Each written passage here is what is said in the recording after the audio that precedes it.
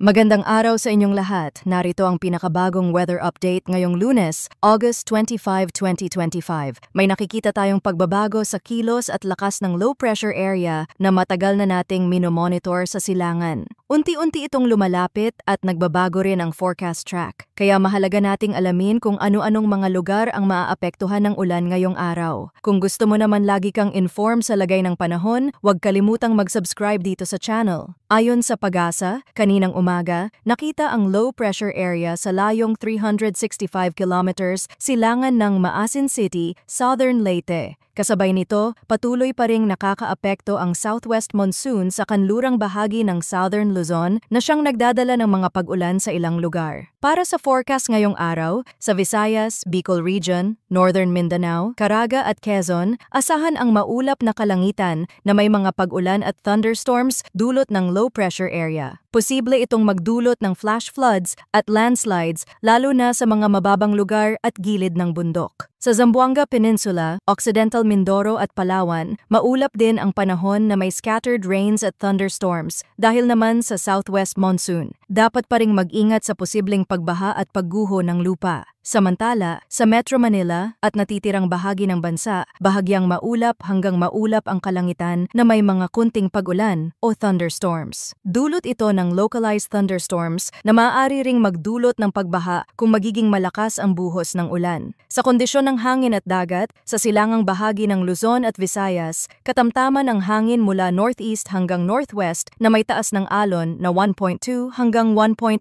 meters. Sa kanlurang bahagi ng northern at central Luzon, banayad hanggang katamtamang hangin mula south hanggang southeast na may taas ng alon na 0.6 hanggang 1.8 meters. Sa nalalabing bahagi ng northern Luzon, banayad hanggang katamtamang hangin mula east na may parehong taas ng alon. Sa natitirang bahagi ng bansa, mahina hanggang katamtaman ang hangin mula southwest hanggang northwest na may taas ng alon na 0.6 hanggang 1.8 meters. Para naman sa heavy rainfall outlook, ngayong araw August 25, inaasahang makakaranas ng 50 hanggang 100 millimeters ng ulan ang Albay, Sorsogon, Northern Samar, Eastern Samar, Leyte at Southern Leyte. Bukas Martes, August 26, parehong dami ng ulan ang aasahan sa Aurora, Rizal, Quezon, Camarines Norte, Camarines Sur, Catanduanes, Albay, Sorsogon, Occidental Mindoro, Palawan, Antique at Negros Occidental. Sa Wednesday, August 27, uulan pa rin ng 50 hanggang 100 millimeters sa Aurora, Rizal, Quezon, Camarines Norte, Occidental Mindoro, Palawan, Antique at Negros Occidental. Ayon sa latest intensity forecast, posibleng tumawid ang low pressure sa bansa bilang isang weak system. Mas malaki ang posibilidad na sa West Philippine Sea pa lamang ito lalakas bilang tropical depression. Ito ay halos katulad ng ilang bagyo nitong mga nakaraang linggo na unang humina bago muling lumakas sa kanlurang bahagi ng bansa. Kung susundin ang kasalukuyang track, posibleng daanan nito ang Eastern Visayas at saka tatawid sa Southern at Central Luzon bago magtuloy pa kanluran. Kahit ganito ang senaryo, malaki pa rin ang epekto nito sa southwest monsoon na magdadala ng malalakas na pag-ulan. At gaya ng lagi nating paalala, marami pang maaaring magbago dito. Kaya't manatili tayong alerto at patuloy na tumutok sa mga update dito sa ating channel.